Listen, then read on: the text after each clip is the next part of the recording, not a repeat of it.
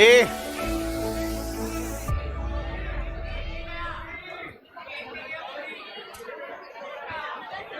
चलिए या good morning, good afternoon, good evening to all of you. कैसे सब लोग? होप सो आप सब लोग बहुत बढ़िया रहेंगे। मैं बता दूं मैं भी बहुत अच्छा हूं। तो अपन जो पढ़ अरे आपके पास आ जाएगा, आप प्लीज खा लेना अगर आपके पास आता है तो, ठीक है? नहीं तो चुपचाप बैठो। चलिए, हम लोगों ने डिडक्शन टॉपिक पढ़ना चालू किया था और डिडक्शन टॉपिक में बहुत सारी सेक्शन हमने पढ़ी थी। आप खड़े हो जाइए, आप खड़े हो जाइए, आप खड़े हो जाइए, आप खड़े हो जाइए। हां, डिडक्शन टॉपिक में हमने बहुत सारी सेक्शन है वो हमने पढ़ी थी भैया। उसके क्वेश्चन जो है वो आज अपन करेंगे। तो स्टार्टिंग का जो 1 घंटा लेक्चर रहेगा वो थोड़ा हल्का फुल्का ही रहेगा, कुछ नया नहीं रहेगा। जो आप पढ़ के आए हो, जो आपने पढ़ा है लास्ट के लेक्चर में, उसके क्वेश्चंस रहेंगे, ठीक है? चलिए, तो अपन एक काम करते हैं, सबसे पहले एक एक क्वेश्चन अपन डिस्कस करते हैं। मुझे बताइए, सबसे पहली चीज यह है कि बेटा से क्वेश्चन कौन सा, क्वेश्चन नंबर 1 बाकी है? क्वेश्चन नंबर 1 बाकी है या हो गया? आ जाइए सब लोग क्वेश्चन नंबर 1 पे। चलिए, क्वेश्चन नंबर 1 पे आइए। आप लोग क्वेश्चन नंबर 1 पे आ जाइए और देखिए क्वेश्चन नंबर 1 क्या बोलता है। क्वेश्चन नंबर 1 जो है,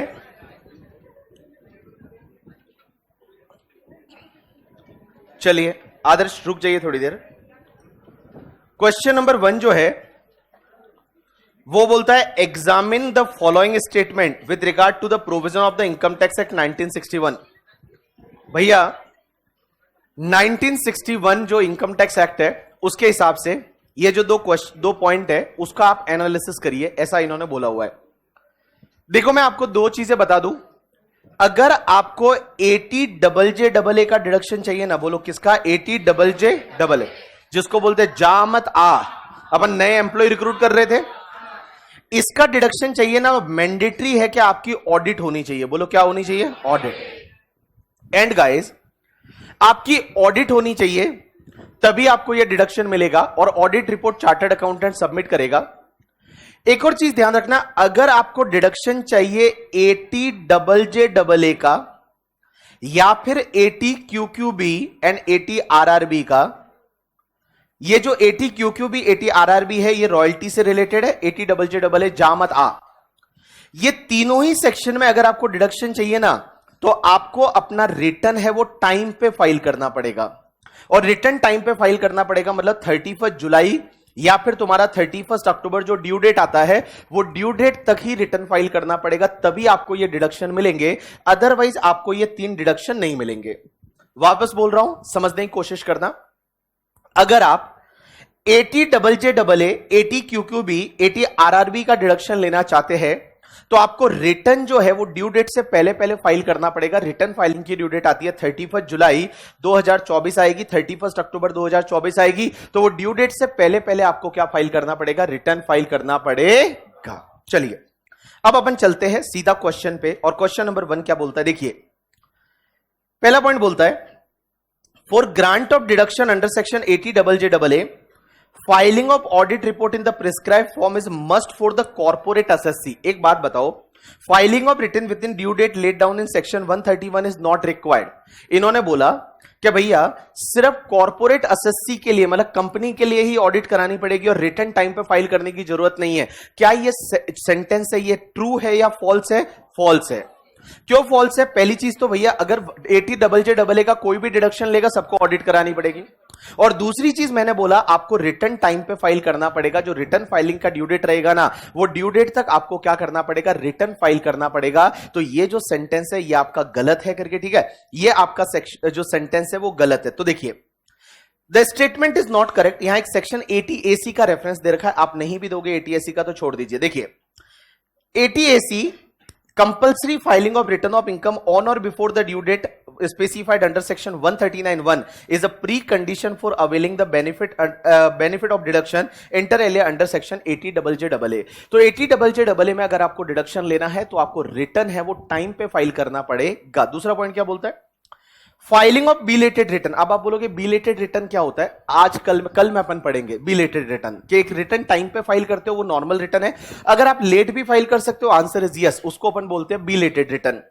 तो अगर आप बिलेटेड रिटर्न फाइल करते हो will debar an assessee from claiming deduction under section 80 QQB? Answer is yes, क्योंकि अगर आपको डिडक्शन चाहिए under section 80JJAA, 80 QQB, 80 RRB, तो आपको अपना रिटर्न फाइल करना पड़ता है अंडर सेक्शन 139(1) में, टाइम पे फाइल करना पड़ता है। अगर आपने लेट रिटर्न फाइल किया, बिलेटेड रिटर्न फाइल किया, तो फिर आपको ये डिडक्शन नहीं मिलेंगे। तो आप एक काम करिए ना, जहां क्वेश्चन नंबर 1 है वहीं पे ऊपर इसके बारे में एक नोट लिख लीजिए तो आपको समझ में आएगा। लिखिए, एक नोट लिख लीजिए, लिखिए। चलो बैठ जाओ भैया, आप सब चुप हो गए, बैठो। हाँ लिखो, लिखो। For claiming deduction under section 80JJAA, for claiming deduction under section 80JJAA, comma 80 QQB and RRB, 80 QQB and RRB for claiming deduction under section 80JJAA, 80 QQB, RRB, assessee must file return. Assessee must file return up to due date of return filing. Up to due date of return filing under section 139(1). ये 139(1) क्या होता है कल परसों अपन पढ़ेंगे। For claiming deduction under section 80JJAA, 80 QQB, RRB, assessee must file return up to the due date of return filing under section 139(1). 139(1) का due date रहता है, चाहिए तो नेक्स्ट फुल स्टॉप के बाद लिख लो, if assessee file late return then deduction not available. If assessee file late return, then this deduction not available. If assessee file late return, then this deduction not available. ये question number 1। Question number 2 already हो चुका है, question number 3 already करा लिया था मैंने, question number 4 already मैंने करा लिया था। मेरे हिसाब से क्वेश्चन नंबर 5 भी हो चुका है, क्वेश्चन नंबर 6 भी हो चुका है, क्वेश्चन नंबर 7 भी हो चुका है। 7 में तो था ही क्या, एजुकेशन लोन का इंटरेस्ट। क्वेश्चन नंबर 8 भी हो चुका है, क्वेश्चन नंबर 9 भी हो चुका है, क्वेश्चन नंबर 10 भी हो चुका है, 11 भी हो चुका है, क्वेश्चन नंबर 12 बाकी है। अब एक बात समझना, देखो जब भी आप किसी पॉलिटिकल पार्टी को डोनेशन देते हो, किसको डोनेशन देते हो? पॉलिटिकल पार्टी को, या फिर किसी इलेक्टोरल ट्रस्ट को डोनेशन देते हो। अब आप बोलोगे इलेक्टोरल ट्रस्ट क्या होता है? आजकल एक इलेक्टोरल बॉन्ड का बहुत मामला चल रहा था, ठीक है। इलेक्टोरल ट्रस्ट और इलेक्टोरल बॉन्ड थोड़ा अलग है, वो आएगा सीए फाइनल में, इंटरमीडिएट में नहीं है। अब मैं बताऊं, क्वेश्चन ये आता है कि अगर इंडियन कंपनी ने डोनेशन दिया 2 लोगों को, तो क्या इसको डिडक्शन मिलेगा या नहीं? तो देखो, सबसे पहला, during the previous year 23-24 ABC limited एक इंडियन कंपनी है और इंडियन कंपनी ने डोनेशन दिया। एक बात बताओ, मैंने आपको पॉलिटिकल पार्टी को डोनेशन देते हैं, उसकी 2 सेक्शन होती है, 80GGB एंड 80GGC। जीजीबी में डिडक्शन मिलता है इंडियन कंपनी को, बोलो किसको मिलता है? Indian company. और जीजीसी में मिलता है अदर, और दोनों में 100% डिडक्शन मिल जाता है। जितना पॉलिटिकल पार्टी को आप डोनेशन दोगे, आम आदमी पार्टी, बीजेपी, शिवसेना को, आपको डिडक्शन 100% मिल जाएगा।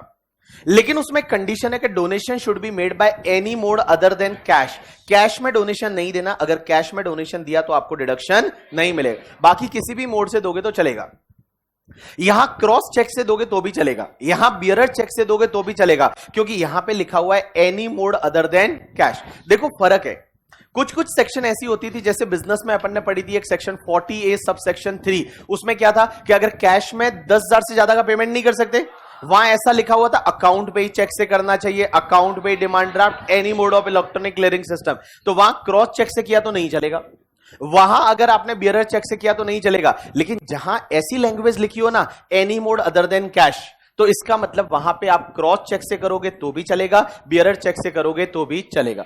जैसे कल परसों अपने एक सेक्शन 80D पढ़ी थी, 80D मतलब मेडिक्लेम वाली सेक्शन, वो प्रिवेंटिव हेल्थ चेकअप वाली वगैरह, 5,000 से ज्यादा का खर्चा नहीं कर सकते वो। उसमें पता है लिखा था कि बाकी किसी का भी पेमेंट करोगे तो any mode other than cash लिखा हुआ है। प्रिवेंटिव हेल्थ चेकअप का कैश में कर सकते हो, तो any mode other than cash का मतलब होता है कि वहां पे अगर आप क्रॉस चेक से करोगे तो भी चलेगा, बियरर चेक से करोगे तो भी चलेगा। चलिए यहां पे क्वेश्चन क्या बोला हुआ है देखिए, यहां दे रखा contribution of 2 lakh to the electoral trust. इन्होंने इलेक्टोरल ट्रस्ट को डोनेशन दिया 2 लाख का इंडियन कंपनी ने। तो अगर आपने इलेक्टोरल ट्रस्ट को 2 लाख का डोनेशन दिया है तो ये 2 लाख का डिडक्शन मिल जाएगा ATGGB में। दूसरा, incurred expenditure of 25,000 on the advertisement in the brochure of political party। आपसे पूछा क्या है, is the company eligible to claim a deduction in respect of such contribution expenditure assuming that the contribution was made by the check, if so what is the quantum of deduction। अब एक चीज समझना guys, एक चीज मैं आपको बता दूं, देखो पहली चीज तो जब इलेक्टोरल ट्रस्ट को आपने 2 लाख का डोनेशन दिया, मैं बोलूं इसका डिडक्शन मिल जाएगा, बोलो मिल जाएगा। दूसरा, पॉलिटिकल पार्टी के न्यूज़पेपर में एडवर्टाइजमेंट दिलाया। एक बात बताओ, याद करो बिजनेस वाला टॉपिक, बिजनेस में लास्ट में मैंने बताया था कि एडवर्टाइजमेंट का खर्चा अलग होता है बिजनेस में, बट पॉलिटिकल पार्टी के न्यूज़पेपर या ब्रोशर में आपने या पेम्पलेट में एडवर्टाइजमेंट दिलाया। पेम्पलेट का स्पेलिंग अपने को गलत हुआ था, पता याद है? हाँ, कि पेम्पलेट या पॉलिटिकल पार्टी के ब्रोशर न्यूज़पेपर में एडवर्टाइजमेंट दिलाया तो आपको डिडक्शन पीजीबीपी में नहीं मिलेगा। लेकिन क्वेश्चन यहां पे यह आता है कि सर जब पॉलिटिकल पार्टी के न्यूज़पेपर में एडवर्टाइजमेंट दिला रहे हैं तो क्या ये डोनेशन या कंट्रीब्यूशन टू पॉलिटिकल पार्टी माना जाएगा या नहीं माना जाएगा? ये डाउट है। डाउट क्या है पता है कि देखो एडवर्टाइजमेंट पॉलिटिकल पार्टी के न्यूज़पेपर में दिलाया, बिजनेस में तो डिडक्शन नहीं मिलेगा, वो क्लियर है, बिजनेस में लिखा हुआ है। लेकिन क्या इसको यह मान सकते हैं क्या कि it is a donation to political party, it is a contribution to political party, और क्या ATGGB में डिडक्शन ले सकते हैं या नहीं ले सकते, इसको लेके डाउट है। अब मैं एक बात बताऊं, आप जब लॉ पढ़ोगे, लॉ में जो कंपनीज एक्ट 2013 है उसमें एक सेक्शन है, उस सेक्शन में यह डिफाइन किया हुआ है कि पॉलिटिकल पार्टी को डोनेशन क्या क्या हो सकता है, कि पॉलिटिकल पार्टी को डोनेशन का डेफिनेशन दे रखा है। और लॉ में गाइस ऐसा लिखा हुआ है कि अगर आप पॉलिटिकल पार्टी के न्यूज़पेपर में एडवर्टाइजमेंट दिलाओगे ना तो वो भी डोनेशन टू पॉलिटिकल पार्टी माना जाएगा, और इसका डिडक्शन आपको ATGGB में मिल जाएगा अगर इंडियन कंपनी है तो। देखो कंपनीज एक्ट किसके लिए लगता है? सिर्फ कंपनीज के लिए लगता है। तो कंपनीज के लिए कंपनीज एक्ट लगता है, तो कंपनीज एक्ट की एक सेक्शन होती है, उसमें एक एक्सप्लेनेशन दे रखी है। अगर आप लॉ की फैकल्टी से पूछोगे कि सर कंपनीज एक्ट में क्या ऐसा लिखा हुआ है क्या कि जब हम पॉलिटिकल पार्टी के न्यूज़पेपर में एडवर्टाइजमेंट देते हैं वो भी क्या डोनेशन टू पॉलिटिकल पार्टी माना जाएगा? कंपनीज लॉ में लिखा हुआ है, आंसर इज यस। तो वो डोनेशन टू पॉलिटिकल पार्टी माना जाएगा और उसका डिडक्शन आपको ATGGB में मिल जाएगा। लेकिन गाइस ये सिर्फ कंपनीज के लिए होगा। अगर कोई इंडिविजुअल है, जैसे मैं हूं करके, ठीक है, इंडिविजुअल मैं हूं, मैंने किसी पॉलिटिकल पार्टी के न्यूज़पेपर में एडवर्टाइजमेंट दिलाया, तो पहली चीज तो ये बिजनेस में खर्चा अलाउ नहीं होगा, क्योंकि बिजनेस में तो ये अलाउ होगा ही नहीं। क्या मैं ATGGC में डिडक्शन ले सकता हूं? नहीं, ATGGC में मैं डिडक्शन नहीं ले पाऊंगा क्योंकि मेरे पे कंपनीज एक्ट नहीं लगता। देखो कंपनीज एक्ट में यह लिखा हुआ है कि कंपनी अगर किसी पॉलिटिकल पार्टी के न्यूज़पेपर में एडवर्टाइजमेंट दिलाती है तो वो डोनेशन टू पॉलिटिकल पार्टी माना जाएगा, लेकिन इंडिविजुअल के लिए ऐसा नहीं है। इंडिविजुअल HUF फर्म के लिए ऐसा नहीं है। तो अगर मैंने पॉलिटिकल पार्टी के न्यूज़पेपर में एडवर्टाइजमेंट दिलाया तो मुझे कहीं भी डिडक्शन नहीं मिलेगा। मुझे ना तो बिजनेस में डिडक्शन मिलेगा, ना ATGGC में डिडक्शन मिलेगा। लेकिन गाइस अगर इंडियन कंपनी ने किसी पॉलिटिकल पार्टी के न्यूज़पेपर में एडवर्टाइजमेंट दिलाया ना तो इंडियन कंपनी को ATGGB में डिडक्शन मिल जाएगा। PGBP में तो नहीं मिलेगा, बट ATGGC में डिडक्शन है वो मिल जाए, सॉरी ATGGB में डिडक्शन है वो मिल जाएगा। देखिए क्या दे रखा है, आ जाइए सब लोग देखिए। An Indian company is eligible for deduction under section ATGGB in respect of the sum contributed by it in the previous year to any political party or electoral trust. Now guys, further the word contribute, contribution का मतलब क्या होगा? In section ATGGB has to be meaning assigned to in section 293A of the Companies Act 1956. देखो अभी भी यहां पे Companies Act 1956 का रेफरेंस दे रखा है, लेकिन अभी तो तुम्हारा कौन सा Companies Act आ गया? 13 आ गया। अगर आप लॉ की फैकल्टी को बोलोगे तो कंपनीज एक्ट 2013 में सर पॉलिटिकल पार्टी के डोनेशन की सेक्शन कौन सी है, तो वो सेक्शन नंबर आपको बता देंगे, सेक्शन नंबर चेंज होगी करके, ठीक है। एंड भैया अकॉर्डिंगली अगर आप accordingly it include the amount of expenditure incurred on the advertisement in the brochure of the political party, तो पॉलिटिकल पार्टी के ब्रोशर में आपने एडवर्टाइजमेंट दिलाया, वो डोनेशन या कॉन्ट्रीब्यूशन टू पॉलिटिकल पार्टी माना जाएगा, ऐसा कंपनीज एक्ट में बोला हुआ है। Therefore ABC Limited is eligible for deduction of 2,25,000 under section 80 GGB, 2 lakh तो ये वाला और 25,000 एडवर्टाइजमेंट वाला, in respect of the sum of 2 lakh contributed to the electoral trust and 25,000 incurred by it in the advertisement in the brochure of political party. It may be noted that there is a specific disallowance under section 37 of the PGBP in respect of expenditure incurred on advertisement in the brochure of political party. Therefore, the expenditure of 25,000 would be disallowed while computing the business income. However, the expenditure incurred by Indian companies allowable as deduction from the gross total income under section 80 GGB. 80 GGB में इसका deduction मिल जाएगा, PGBP में advertisement का deduction नहीं मिलेगा। चलिए अब एक काम करें, क्वेश्चन नंबर 13 हो चुका है, डबल जे डबल ए वाला हो चुका है, क्वेश्चन नंबर 14 नहीं। आ जाइए सब लोग क्वेश्चन नंबर 14 पे, क्वेश्चन नंबर 14 सब लोग आ जाइए, क्वेश्चन नंबर 14। क्वेश्चन नंबर 14, अब एक बात समझिए, क्वेश्चन नंबर 14 बेसिकली जो है वो रॉयल्टी से रिलेटेड है। कल मैंने आपको बताई थी रॉयल्टी की दो सेक्शन, एक तो एटी क्यूक्यूबी एंड एक एटी आरआरबी। अब एक बात समझना, क्यूक्यूबी और आरआरबी में डिडक्शन, क्यूक्यूबी मतलब आप ये समझोगे क्यों बुक्स करके, बुक्स का रॉयल्टी वो क्यूक्यूबी में जाएगा, आरआरबी में पेटेंट का रॉयल्टी। डिडक्शन कितना मिलता है, जितना आपका एलिजिबल रॉयल्टी है और maximum 3 lakh, which ever is lower. And guys उसमें भी ऐसा ही होता है, एलिजिबल रॉयल्टी और 3 lakh which ever is lower.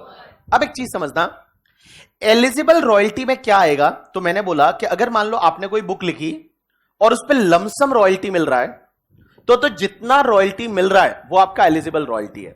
अगर आपने कोई बुक लिखी और बुक पे आपको लमसम रॉयल्टी मिल रहा है, लमसम एक साथ में रॉयल्टी मिल रहा है 5 लाख 7 लाख 10 लाख, तो वो सब एलिजिबल रॉयल्टी है। लेकिन अगर बुक्स पे आपको परसेंटेज वाइज रॉयल्टी मिल रहा है, जैसे बहुत बार ऐसा होता है कि भाई जितनी बुक बिकेगी, जितना पैसा आएगा उसका 10% आपको रॉयल्टी मिलेगा, या 15% मिलेगा, 20% मिलेगा, 25% मिलेगा, तो गाइज यहां पे एलिजिबल रॉयल्टी में मैक्सिमम कितना लेना है, 15% of the book sold, value of the book sold.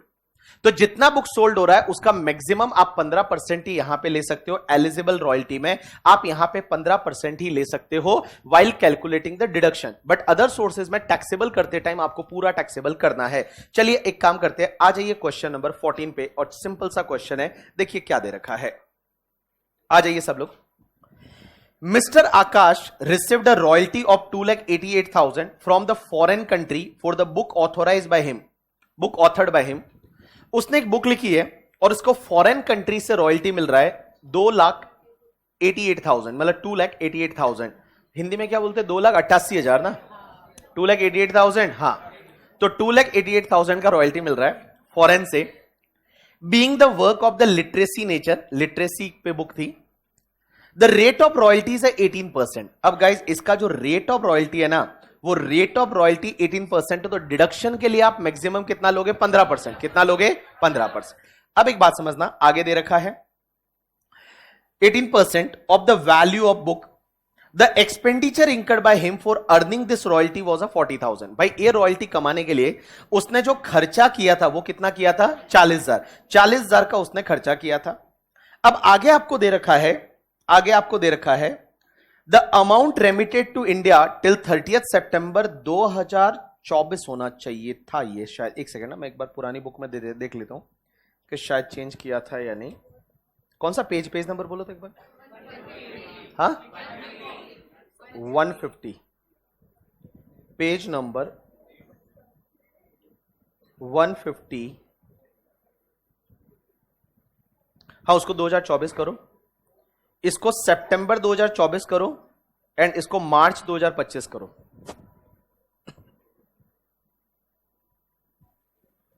सितंबर 2024 करो एंड इसको मार्च 2025 करो। चलिए अब एक बात समझिए, वापस उस क्वेश्चन पे चलिए। देखिए, तो आपने इसको सितंबर 2024 किया एंड इसको मार्च 2025 किया। तो देखिए, इन्होंने बोला कि the amount remitted till in India till 30th September 2024 is 2,30,000 का पैसा इंडिया में लाया। द रिमेनिंग अमाउंट वो नॉट रेमिटेड टिल 31st मार्च 2025, मतलब अगले साल तक भी बाकी वाला पैसा नहीं आया। Compute the amount includable in the gross total income of mister Akash and the amount of deduction while which he will be eligible under section 80 QQB, assume that he exercise the option of shifting out from the default taxation regime, क्योंकि default taxation regime लेगा तो ऐसे भी deduction नहीं मिलेंगे, तो यहां पे डिडक्शन लेना है, तो default taxation regime से वो बाहर आ गया। मुझे एक बात बताइए, उसकी रॉयल्टी है कितनी टोटल? 2,88,000। अब एक बात बताओ, 2,88,000 का रॉयल्टी है, लेकिन रॉयल्टी कमाने के लिए उसने खर्चा भी तो किया है। कितना खर्चा किया? तो 2,88,000 की रॉयल्टी में से 40,000 का खर्चा किया, तो मुझे बताइए आईएफओएस में टैक्सेबल कितना होगा? 2 लाख। तो 2,48,000 है, ये तो पहले आप आईएफओएस में टैक्सेबल कर दो। कहां टैक्सेबल कर दो? भाई आईएफओएस में सीधी सी बात है, जितना रॉयल्टी आया, रॉयल्टी अर्न करने के लिए जो खर्चा होता है। अदर सोर्सेज में हमने देखा था कि अदर सोर्सेज में क्या होता है कि अगर आपकी इनकम टैक्सेबल है तो उससे रिलेटेड कोई खर्चे होते हैं तो वो लेस कर दो। तो आप 2,88,000 में से 40,000 को लेस करो, तो 2,48,000 है, ये आपके इनकम फ्रॉम अदर सोर्सेज में जाएगा। अब आपको डिडक्शन कितना मिलेगा? तो डिडक्शन लेने के लिए आपको सबसे पहले निकालना पड़ेगा कि एलिजिबल रॉयल्टी कितना है। बोलो, क्या बोला? अब एक बात बताओ, एलिजिबल रॉयल्टी निकालने के लिए लॉ मेकर्स बोलते हैं एलिजिबल रॉयल्टी और 3 lakh which ever is lower. Law makers बोलते हैं कि एलिजिबल रॉयल्टी आपकी जो भी बुक सोल्ड होती है उसके 15% से ज्यादा नहीं होना चाहिए। अब मुझे बताओ, इन्होंने जो रॉयल्टी दे रखा है वो 288 दे रखा है, लेकिन वो तो कितना परसेंट है? 18% है, तो 15% कितना होगा? हाँ, 2,40,000। अब एक बात बताओ, 2,40,000 है, ये आपका एलिजिबल रॉयल्टी इनकम आएगा 2,40,000 करके, ठीक है। लेकिन मुझे एक बात बताओ, 2,40,000 में से आपने इंडिया में पैसा रिपेट्रिएट कितना किया है? 2,30,000। कल अपन ने देखा था कि जितना पैसा आपने इंडिया में रिपेट्रिएट किया 6 महीने के अंदर अंदर, जैसे ही आपका प्रीवियस ईयर कंप्लीट होता है उसके 6 महीने के अंदर अंदर जितना आपने इंडिया में रिपेट्रिएट किया उतना ही आपका एलिजिबल रॉयल्टी लिया जाएगा। अब एक बात बताओ, आपने इंडिया में रिपेट्रिएट किया वो तो 2,30,000 ही किया, लेकिन गाइस एक बात बताओ, इस रॉयल्टी से रिलेटेड आपने ऑलरेडी 40,000 का डिडक्शन ऊपर भी तो लिया है खर्चे का, क्योंकि यहां पे तो आप वापस 288 पूरा ले रहे हो ना। भाई एक बात बताओ, जो रॉयल्टी आपका है वो रॉयल्टी 288 था, 288 में से आपने 40,000 का खर्चा किया था, तो आपने नेट रॉयल्टी वहां टैक्सेबल कर दिया अदर सोर्सेज में 248। अब एक बात बताओ, आप जब डिडक्शन ले रहे हो तो डिडक्शन लेते टाइम आप बोलोगे कि आपका एलिजिबल रॉयल्टी कितना है, तो एलिजिबल रॉयल्टी निकालते टाइम आप बोलोगे कि सर 2,88,000 रॉयल्टी है वो, लेकिन वो तो 18% के लिए, तो 15% के लिए हमारा 240 होना चाहिए। इंडिया में रिपेट्रिएट किया वो 230 किया, एंड गाइस 230 आप यहां डिडक्शन ले रहे हो, लेकिन गाइस रॉयल्टी के सामने जो 40,000 का खर्चा हुआ उसका डिडक्शन तो ऑलरेडी अदर सोर्सेज में ले चुके हो, तो उस 40,000 को 230 में से और लेस कर दो, तो आपके पास कितना बचेगा? 190। तो 1,90,000 एंड गाइस आपका दूसरा वाला कितना? 3 lakh, which ever is lower है उतने का आपको डिडक्शन मिल जाएगा। तो यहां 1,90,000 का डिडक्शन आपको मिल जाएगा, यहां पे 1,90,000 का डिडक्शन मिल जाएगा। देखो, रॉयल्टी आपकी 248 थी, उसमें से 40,000 का खर्चा था, लेस कर दो। 288 थी माइनस 40,000 का खर्चा, 248 आप अदर सोर्सेज में टैक्सेबल करो। अब डिडक्शन पर्पस के लिए हम बोलते हैं कि रॉयल्टी 15% से ज्यादा नहीं होनी चाहिए, तो पहले तो निकालो 15% रॉयल्टी आती कितनी है। तो 15% रॉयल्टी आई 2,40,000, लेकिन आपने इंडिया में रिपेट्रिएट कितना किया? 230, लेकिन भाई रॉयल्टी के सामने ऑलरेडी 40,000 का डिडक्शन ले चुके हैं, तो अब 1,90,000 का डिडक्शन आपको income from deduction under section 80 QQB में मिल जाएगा। चलिए, क्वेश्चन नंबर 15 हो चुका था, हुआ या नहीं हुआ? चलिए आ जाइए क्वेश्चन नंबर 15 पे, आ जाइए क्वेश्चन नंबर 15 पे। बड़ा सिंपल सा क्वेश्चन है, देखिए क्वेश्चन नंबर 15 क्या बोलता है। Mister A is a resident Indian, age 61 year. एक बात बताओ, 61 ईयर्स का एज हुआ, तो ये बंदा क्या है? अरे ये बंदा क्या है? तो 61 का एज हुआ तो ये बंदा सीनियर सिटीजन है। अब एक बात समझना, सीनियर सिटीजन है, हैज अर्न बिजनेस इनकम 1,35,000, ये कंप्यूट पहले से कर रखा है। लॉटरी इनकम 1,20,000 जो कि ग्रॉस है। He also interest on FD 30,000 from bank and he invested 1,50,000 in the public provident fund. एक बात बताओ, 1,50,000 का पीपीएफ में पैसा डाला, पीपीएफ का डिडक्शन कौन सी सेक्शन में मिलता है? एटीसी में। अरे बोलो एटीसी। अब एक बात बताओ, इसकी इनकम कितनी होगी? एक तो तुम्हारे बिजनेस का इनकम कितना है? 1,35,000, दूसरा लॉटरी का इनकम 120 एंड तीसरा एफडी का इंटरेस्ट कितना? 30,000। अब एक बात बताओ, इसको डिडक्शन की बात करूं तो 1,50,000 मिलेगा एटीसी में, एंड बेटा एफडी का इंटरेस्ट है, सीनियर सिटीजन है तो एटीटीटीबी में मिलेगा ना 50,000 तक। यहां पे इंटरेस्ट 30,000 ही है, तो मैं बताऊं एटीटीटीबी में कितना मिलेगा? 30,000 का। तो एक बात बताओ, एटीसी में 1.5 लाख, एटीटीटीबी में 30,000, तो 1,80,000 का डिडक्शन मिलेगा। लेकिन गाइस आपको पता है स्पेशल रेट्स की इनकम के सामने डिडक्शन नहीं मिलता, तो लॉटरी की इनकम के सामने आपको डिडक्शन नहीं मिलेगा, तो आपको मैक्सिमम डिडक्शन 1,35,000 एंड 30,000, मतलब 1,65,000 का ही आपको मैक्सिमम डिडक्शन मिलेगा, 1,80,000 का आपको डिडक्शन नहीं मिलेगा। एक बार आप सॉल्यूशन चेक करिए, एक बार आप सॉल्यूशन चेक करिए, एक बार सॉल्यूशन चेक करिए।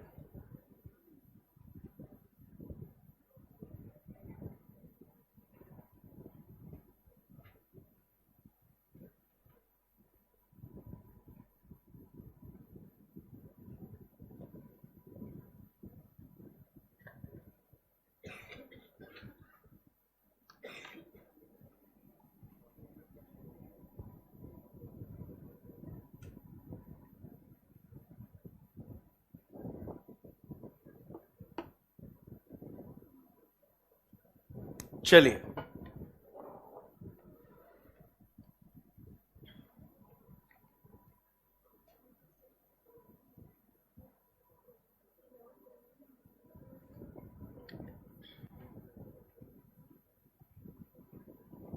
क्वेश्चन नंबर 16 ट्राई किया क्या आपने?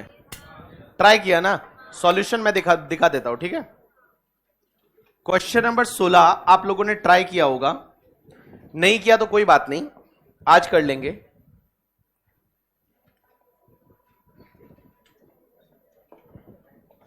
चलिए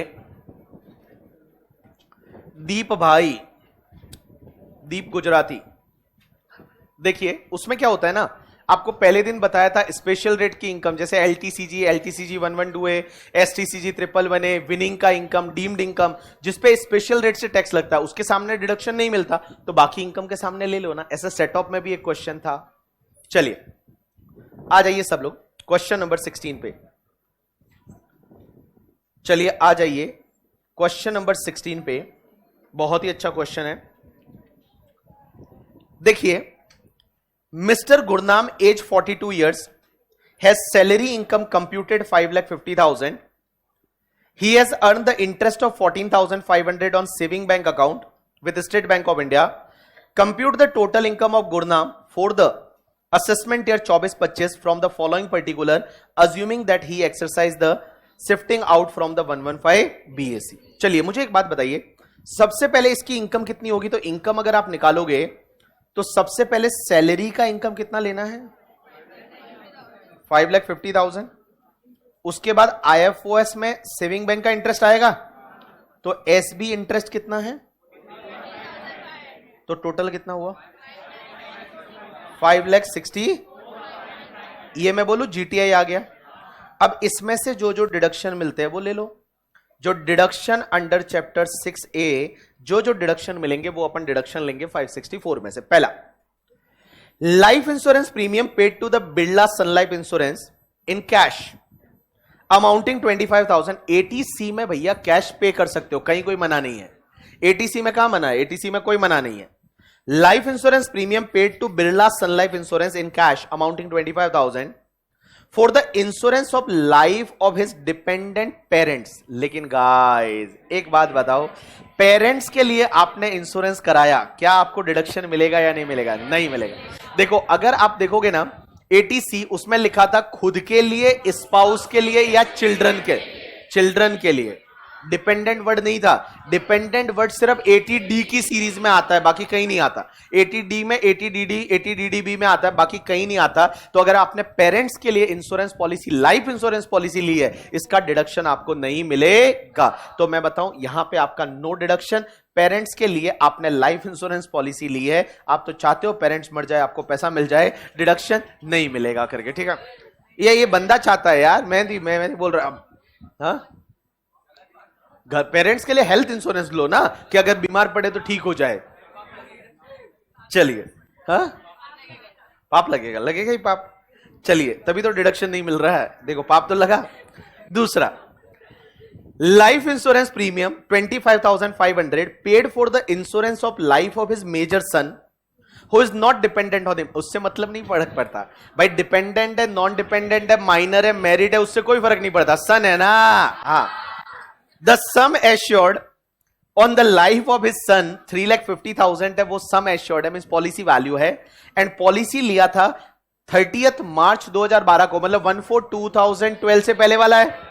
तो 20% ऑफ द पॉलिसी वैल्यू तक का डिडक्शन मिलेगा। एक बात बताओ, 3.5 लाख का 20% होता है 70,000, तो 70,000 तक डिडक्शन मिल सकता है। उसने तो 25,500 ही पे किया है, तो इसका डिडक्शन एटीसी में मिल जाएगा। तो देखिए यहां पे एटीसी में डिडक्शन मिलेगा 25,500।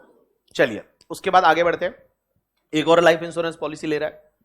Life insurance premium paid by cheque of 22,500 for insuring his own life, बेचारे का। चलो कोई बात नहीं। Policy taken in 2018 and sum assured is 2 lakh. तो मैं बोलूं यहां 20,000 का डिडक्शन मिलेगा। अरे बोलो 20,000, क्योंकि पॉलिसी वैल्यू का 10% कितना आता है, 20,000। And guys 25,500 lower comes to 20,000, तो 20,000 का डिडक्शन यहां पे एटीसी में और मिल जाएगा। तो एटीसी में 20,000 का और डिडक्शन मिल गया। आगे देखिए, premium of 26,000 paid by cheque for the health insurance of self and spouse. खुद के लिए एंड खुद की बीवी के लिए हेल्थ इंश्योरेंस कराया। मैं बताऊं मैक्सिमम 25,000 का डिडक्शन मिलेगा। अगर सीनियर सिटीजन होते तो 50 होता ना, लेकिन यहां तो ये सीनियर सिटीजन नहीं है, इसकी एज 42 ईयर्स है। मैं ये मानूंगा इसकी बीवी की एज भी उतनी ही रहेगी, या ऐसा तो होगा नहीं बीवी की एज 63 ईयर्स और वो 42 ईयर्स का है, ऐसा तो होगा नहीं निक जोनस वाला करके, ठीक है। बट मान लो, तो यहां पे मैक्सिमम डिडक्शन एटीडी में कितना मिल जाएगा, एटीडी में आपको 25,000 का डिडक्शन है वो मिल जाएगा। हाँ चलिए आगे क्या दे रखा है, 1,500 paid in cash for his health checkup and 4,500 paid in cheque for preventive health checkup of his parents who are the senior citizen. अब एक बात बताओ, इसने खुद के लिए हेल्थ चेकअप के लिए पे किया, उसका तो अलाउ नहीं होगा क्योंकि 25,000 का लिमिट हो गया ना। अब पेरेंट्स के लिए 4,500 का प्रिवेंटिव हेल्थ चेकअप के लिए खर्चा किया है, देखते हैं। उसके बाद पेरेंट्स के लिए और कुछ भी नहीं है क्या, नहीं, तो पेरेंट्स के लिए 4,500 ले ले। तो एटीडी में जो पेरेंट्स वाला है वहां पे अपन 4,500 का डिडक्शन मिल जाएगा। उसके बाद paid interest 6,500 on the loan taken from bank for MBA course pursue by his daughter. उसकी डॉटर जो है वो एमबीए कोर्स कर रही है, उसके लिए लोन लिया था, उसका इंटरेस्ट है, तो ई का मतलब एजुकेशन। तो बेटा 80E में डिडक्शन मिल जाएगा कितना, 6,500। Next part, sum of 5,000 donated in cash to the institution approved for the purpose of section 80G for promoting the family planning. अब एक बात बताओ, पहली चीज तो एफओ का डिडक्शन जो है फैमिली प्लानिंग के लिए करते हैं तो डिडक्शन मिल जाता है, लेकिन गाइज उसमें एक कंडीशन थी कि 2,000 से ज्यादा का पैसा कैश में नहीं देना। देखो एक बार एटीजी में ऐसा लिखा था क्या, अरे बोलो ना, एटीजी में ऐसा लिखा था क्या कि 2,000 से ज्यादा अगर आप डोनेशन दे रहे हो किसी को तो कैश में नहीं देना, ऐसा लिखा हुआ था या नहीं था। देखो एटीजी पूरा हो रहा है, था, और यहां 5,000 रुपया कैश में दिया है, तो मैं बताऊं डिडक्शन नहीं मिलेगा। ये जितने भी डिडक्शन है लेस करके मुझे बताओ आपको एनटीआई कितना आएगा, एनटीआई कितना आएगा, 4 लाख। अरे एटीटीटीए भी तो लेंगे ना, एटीटीटीए उसका सेविंग बैंक का इंटरेस्ट है ना, तो एटीटीटीए भी लो, एटीटीटीए 10,000, ये तो भूलने का नहीं। चलो देखो कितना आता है, 4,73,000, 4,73,000 है, वो आपका आंसर आ जाएगा। चलिए एक बार देख लेते हैं, लास्ट बैच में भी यही आया था क्या, हाँ, लास्ट बैच में देख लेते हैं। लास्ट बैच में भी ये आया था। क्या आप बात कर रहे हो, लास्ट बैच में भी ये आया था 473।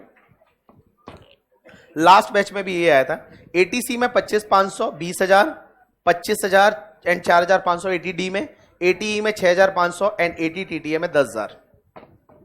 चाहिए तो इसको एक बार आप लिख लेना कहीं पे, ठीक है। जो गरीब बच्चे हैं, जो करके नहीं आए घर पे होमवर्क, उनके लिए। हाँ, क्या हुआ? बोला होमवर्क करके आते हैं वो अमीर बच्चे हैं ना, सीधी सी बात है, क्योंकि उनको मेहनत करना आता है। आदमी पैसे से अमीर नहीं होता, मेहनत करने से अमीर होता है। गरीब वो है जो आलस करता है, वो गरीब है। क्या बोल रहे हो? मैं तो अमीर हूं, मैं तो बहुत मेहनत करता हूं, ठीक है। हाँ, नहीं, मैं मॉनेटरी अमीर तो नहीं हूं। मिठाई कितने लोगों को मिला आज? Raise your hand. मिला जिनको, ठीक है। नहीं मिला उनको बेचारों को नहीं मिला। ये तुमने काजू कतली इतनों में ही खा ली क्या? आधा आधा बोला था, इन लोगों ने एक एक खा लिया। चलिए चलिए, ये बोल रहा 1500 कहां से है? 1500 कहां से? 1500 तो कहीं नहीं है। ये 10,000 एटीटीटीए का। देखो, एटीटीटीए का इंटरेस्ट पहले अदर सोर्सेज में टैक्सेबल कर दो सेविंग बैंक का, और उस पे फिर डिडक्शन ले लो एटीटीटीए का। कहां पे डिडक्शन ले लो? एटीटीटीए। चलिए, हाँ, अब एक बात समझना, ये क्वेश्चन नंबर कौन सा था? अरे बोलो ना, क्वेश्चन नंबर कौन सा था? 16। Question number 16, page number 151। चलिए, उसके बाद ऑनलाइन वालों के लिए हम करने वाले हैं कुछ ना कुछ। डोंट वरी, ऑनलाइन वालों के लिए मैं मस्त प्लान करता हूं, पार्टी करेंगे मस्त वाली।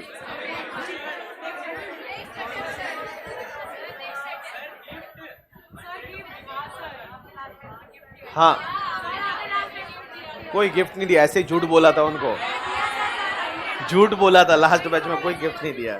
चलिए, क्वेश्चन नंबर 17 हुआ क्या? किया है 17? नहीं किया ना। चलिए, क्वेश्चन नंबर 17 पे आ जाइए। Question number 17। ए राहुल, क्या बोल रहा है राहुल को? ए राहुल, क्वेश्चन नंबर 17।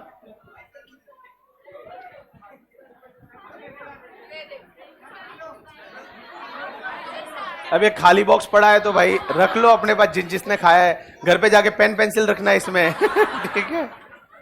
छोटे थे तो मैं तो यही करता था कि जो मिठाई का बॉक्स वगैरह खाली रहता था उसको पेन पेंसिल वगैरह डाल दो। वो कंपास में क्या खुशी थी जिसमें सब चीजें आती थी, पता है? स्केल भी आती थी, वो राउंड वाला क्या बोलते हैं उसको?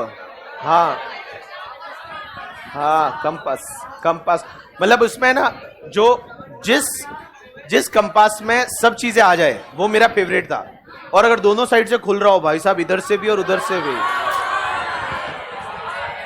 अलग ही लेवल की खुशी थी ना वो।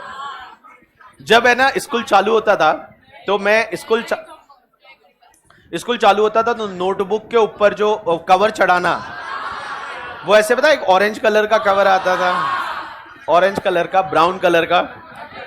और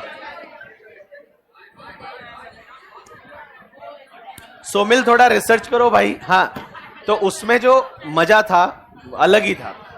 और वो 15 अगस्त 26 जनवरी के दिन जल्दी उठना, मम्मी को पहले से बोलते थे मम्मी जल्दी उठाना, बट अपन तो भी उठ जाते थे, पता है, अपने आप ही उठ जाते थे। क्या मजा आता था। नए कपड़े अलग से रखते थे, ठीक है, कल ये पहनेंगे, इसको कोई टच नहीं करेगा। कम से कम 2 बार तो देख भी लेते थे, यही है ना। चलिए, आ जाइए सब लोग। आपका बचपन तो हमारे जैसा, तो मेरा भी तो तुम्हारे जैसा ही था। हाँ, मेरा ट्रेन वाला था, ये बोलता आपका ट्रेन वाला था। चलिए, मेरे को इतना इन बच्चों ने बदनाम कर दिया है ना, ठीक है, हर जगह इंस्टाग्राम पे डालते, ये देखो ट्रेन वाला गाना, ठीक है, कोई वो शिरडी वाले साईं बाबा डाल रहा है, कोई क्या डाल रहा है, अलग ही चल रहा है, अलग ही चल रहा है। कशिश तो अलग ही फेमस हो गई, कशिश अलग ही फेमस हो गई। चलिए चलिए, कोई तू स्कूल नहीं पढ़ी बेटा? स्कूल तो गई होगी। चलिए, डायरेक्ट एंट्री इंटरमीडिएट। चलिए, आ जाइए क्वेश्चन नंबर 17 पे। ए भाई, क्वेश्चन नंबर 17 पे आपको ये देखना है, आपको ये बताना है कि ये जितने भी स्टेटमेंट है ये ट्रू है या फॉल्स है। क्या है? क्या फॉल्स है? पढ़ तो ले, फुल द फॉल्स है, फॉल्स है, ठीक है। ट्रू है या आज कशिश गाना गाएगी लास्ट में, जब अपन बोर हो जाएंगे ना तब कशिश गाना गाएगी, ठीक है। अरे रुक तो जाओ। चलिए आ जाइए क्वेश्चन नंबर 17 पे।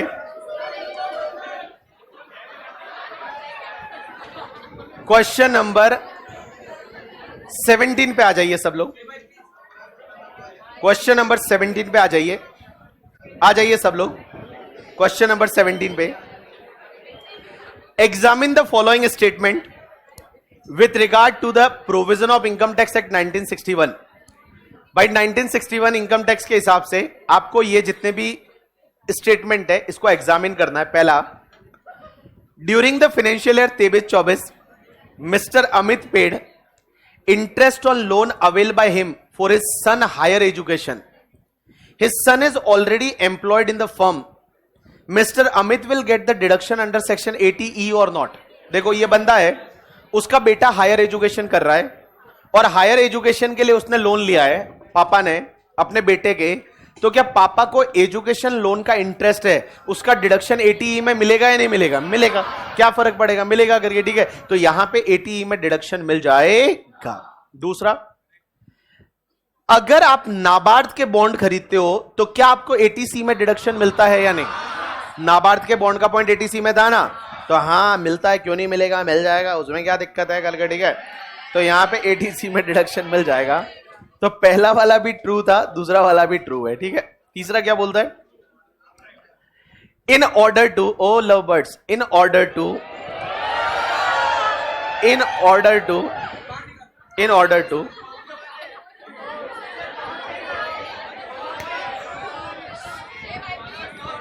कौन से वाले? अब जो है मान लो अपने आप को, ठीक है।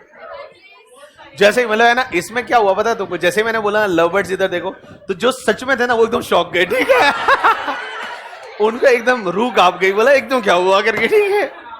चलिए प्लीज क्वेश्चन नंबर 17 का point number 3। In order to be eligible to claim deduction under section 80C, investment contribution subscription is eligible or approved mode should be made from out of income chargeable to tax। क्या ऐसा है क्या कि भाई अगर आपको 80C का deduction चाहिए तो इस साल जो इनकम आपकी टैक्सेबल हो रही है ना, उसी पैसे में से आपको इन्वेस्टमेंट करना है? क्या ऐसा है क्या कि जो इनकम टैक्सेबल हो रही है उसी पैसे में से 80C में पैसा डालना है? क्या ऐसा है क्या? नहीं भाई एक बात बताओ, जैसे मान लो एग्जांपल लेते हैं, मेरा एक बिजनेस का इनकम है, एक एग्रीकल्चर इनकम है। एग्रीकल्चर इनकम एग्जेम्प्ट है। मैं पॉलिसी खरीदते टाइम पैसा कौन सा यूज करूं? एग्रीकल्चर इनकम वाला भी कर सकता हूं ना, उसमें क्या दिक्कत है? ऐसा कहां लिखा हुआ है कि नहीं आपकी इनकम एग्जेम्प्ट थी, वो वाला पैसा तो आप कुछ नहीं कर सकते, उससे तो LIC नहीं खरीद सकते? क्या ऐसा है क्या? नहीं। तो ये झूठ बोल रहा है। क्या बोल रहा है? झूठ बोल रहा है। तो ये स्टेटमेंट क्या है? फॉल्स। क्या है? फॉल्स, झूठ बोल रहा है ये।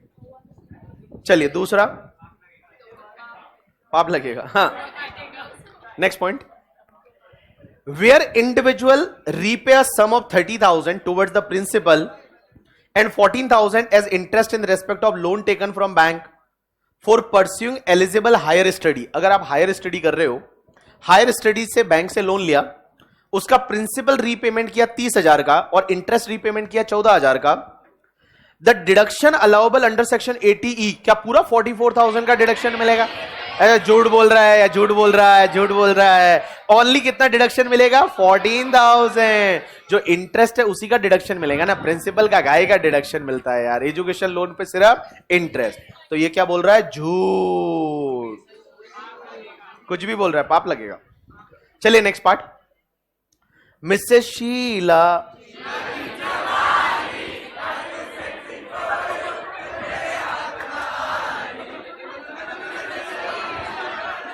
अरे ए, थोड़ी तो शर्म करो, शीला विडो है, ठीक है।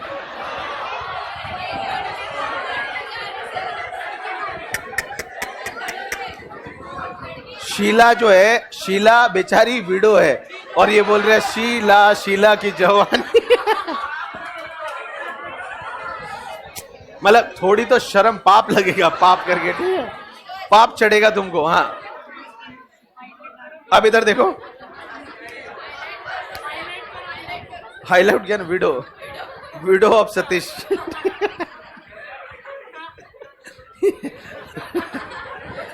इतने घटिया इंसान कौन हो सकते हो, ठीक है, बोलते हैं विडो तो सतीश की है।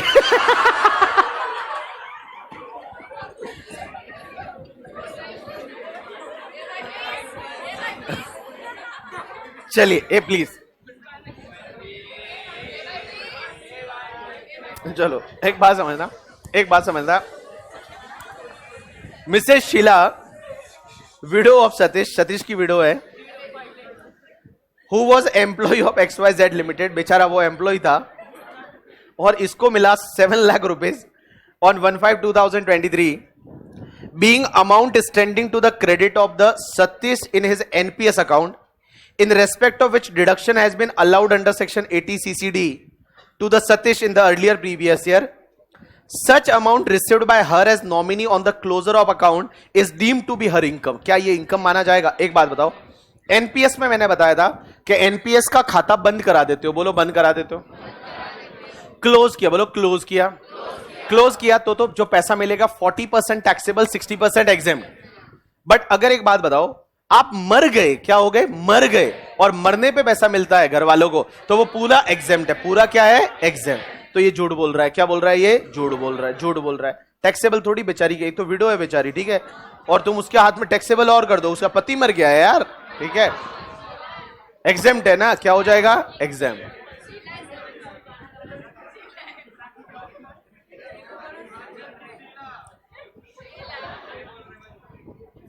क्या फालतू लोगों, चलिए तुमको इतनी जिंदगी, शीला की जिंदगी का फिक्र मत करो, ठीक है, तुम तुम्हारा देख लिया करो, होमवर्क होता है नहीं तुमसे, ठीक है, बाकी छोड़ दो। चलिए आ जाइए सब लोग, last point, Mr Vishal a central government employ. एक बात समझना, मैंने आपको बताया था कि जब एनपीएस में पैसा डालते हो, किस में पैसा डालते हो, एनपीएस, तो आपको डिडक्शन मिलता है 80CCD1 में, एक 2 में एम्प्लॉयर के कंट्रीब्यूशन पे मिलता है और एक 1B में मिलता है ना। अब एक बात समझो, वो तो मिलता ही है, ये होता है जब आप एनपीएस के टायर 1 में पैसा डालते हो, बोलो किस में डालते हो, टायर 1 में, टायर 1 में। अब एक बात समझना, एक 80C करके सेक्शन जो पहली लिखी थी ना, उसका एक लास्ट पॉइंट रीड करो ना, 80C का लास्ट पॉइंट, 80C का एक लास्ट पॉइंट रीड करो, क्या लिखा हुआ है, क्या लिखा हुआ है, लास्ट पॉइंट रीड करो, 80C का लास्ट पॉइंट रीड करो कि by employ of the central government, अगर एनपीएस में पैसा जो गवर्नमेंट कर रही है और वो टायर 2 में कर रही है और वो मिनिमम 3 साल के लिए अकाउंट रहना चाहिए, तो उसका डिडक्शन 80C में मिलेगा। कहां मिलेगा, 80C। अब देखो इस पे कभी कोई क्वेश्चन आया नहीं, ये एक पॉइंट इस वाले क्वेश्चन में दिया था, इसके लिए मैंने ये लिया है। तो देखिए, Mr Vishal is a central government employ, contributed 50,000 towards the tier 2 account of NPS, the same would be eligible for deduction under section 80 CCD। नहीं, अगर आप टायर 2 में पैसा डालते हो तो उसका डिडक्शन 80 CCD में नहीं मिलेगा, कहां मिलेगा, 80C में, 80C में उसको डिडक्शन मिलेगा। तो ये भी झूठ बोल रहा है, 80 CCD में डिडक्शन नहीं मिलेगा, 80C में मिलेगा। तो लास्ट पॉइंट रीड करो, क्वेश्चन नंबर 18 हुआ क्या, क्वेश्चन नंबर 18 नहीं हुआ, ओ भाई साहब, हाँ सब बाकी है, क्या बात कर रहे हो। क्वेश्चन नंबर 18 पे आओ। मैंने क्वेश्चन इसलिए बाकी रखे थे जिससे क्या होगा, जो पढ़ा है वो रिवाइज हो जाएगा एक बार पूरा, ठीक है। चलिए, नहीं तो फिर बोलोगे आपने तो एक वीडियो दिया था, वैसे मेरी तरफ ऐसा देखते ना, डोंट वरी, तुम्हारा है ना, आई थिंक जीएसटी 10 से चालू होगा अपना, एक दिन का मैं एक वीकेंड आपसे मिलने आऊंगा, किसी भी सैटरडे संडे को आऊंगा, ठीक है, और उस दिन जो बचेगा वो मैं करा दूंगा, ठीक है। तो जीएसटी अगर जैसे वो टोटल इनकम वाले क्वेश्चन है ना बड़े बड़े, तो मैं क्या कराऊंगा, अब अगले 2-3 दिन में टीडीएस कर लेंगे या रिटर्न फाइलिंग कर लेंगे, और जो बचेगा बाकी जो ऑनलाइन वाले उनको वीडियो अभी मिल जाएगा उसी दिन। तो आपको भी अगर वीडियो चाहिए तो उसी दिन, नहीं तो एक वीक। हाँ, आप लोग मत लेना, मैं फेस टू फेस वालों की बात ही नहीं कर रहा हूं, मैं ऑनलाइन वालों से बात कर रहा हूं। तो आपको जो टोटल इनकम वाले क्वेश्चन है उसके 2 लेक्चर है 2.5 घंटे के, ठीक है, वो आपको चाहिए, आपको वीडियो मिल जाएगा। और अगर आपको अभी नहीं चाहिए करके, ठीक है, तो मैं इसको लाइव लेने वाला हूं, मतलब मैं फेस टू फेस भी लेने वाला हूं, किसी भी सैटरडे संडे को आऊंगा आपसे मिलने के लिए, ठीक है। 1-2 सैटरडे मतलब तब तक आप भी थोड़ा थोड़ा रिवाइज कर लोगे, फिर अपन टोटल इनकम के क्वेश्चन यहां पे आके कर लेंगे करके, ठीक है। तो आपसे मिलना भी हो जाएगा ना वैसे जीएसटी के बीच में, तो मैंने ये सोचा, ठीक है। चलिए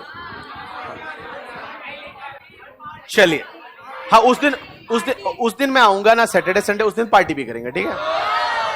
मैं तुम्हारे लिए बहुत सारे सामान मुंबई से लेके आऊंगा, ठीक है। हाँ चलिए,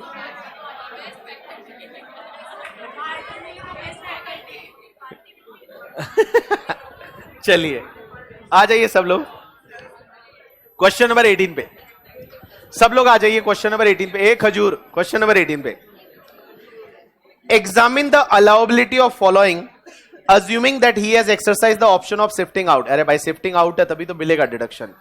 पहला, राजन has to pay to a hospital for treatment of 62,000 and spent nothing for the life insurance for the maintenance of dependent disabled।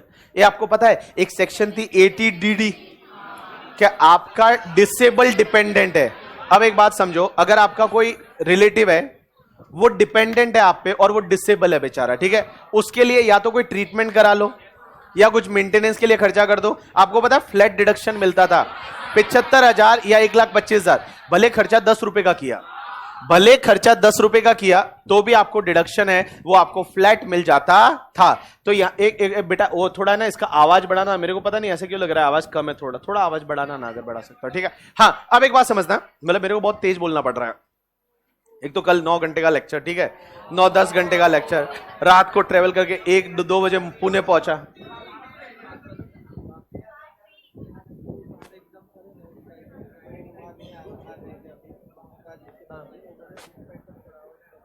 आवाज कम करो, क्यों एग्जाम चल रहा है?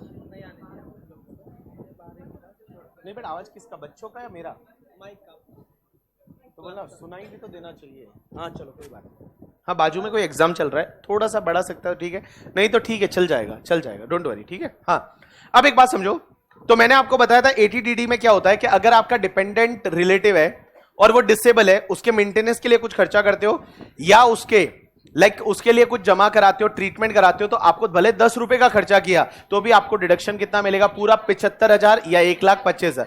अगर नॉर्मल डिसेबिलिटी है 75,000, सीवियर डिसेबिलिटी है तो 1,25,000। चलिए आगे, next point.